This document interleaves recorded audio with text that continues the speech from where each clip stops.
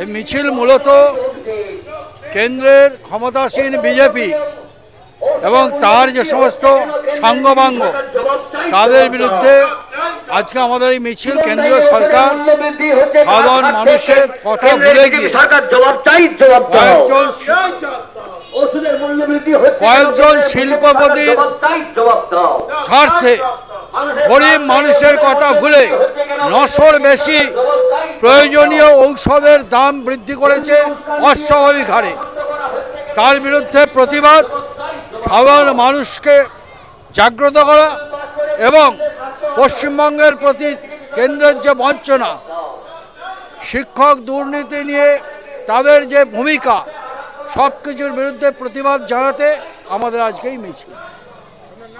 আমার নাম অসিত ব্যানার্জি, আমি সভাপতি তমলুক সাংগঠনিক জেলা তৃণমূল কংগ্রেস। কিছু মূর্খ বলছে যারা কাজ করেছে যুক্ত এর সঙ্গে, তারা কথা বলছে নিজেদের বাঁচার তাগিদে। আসল সত্য সব বেরিয়ে পড়বে। ১২ সালেরটা বেরোক। বাম আমলে দুর্নীতি হয়েছিল, ক্যাগ বলেছে, আমরা বলছি না। তারা আবার বড় বড় কথা বলছে।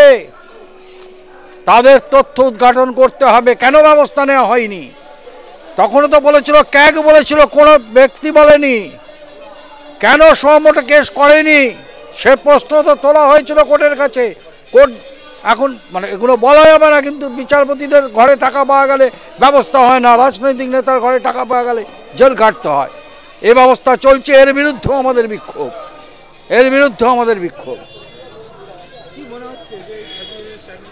দেখুন, আইনের পথে চলবে। আমরা যোগ্য বঞ্চিতদের পাশে ছিলাম, আছি, থাকব। নেত্রী তাদের ব্যবস্থা দেখছে।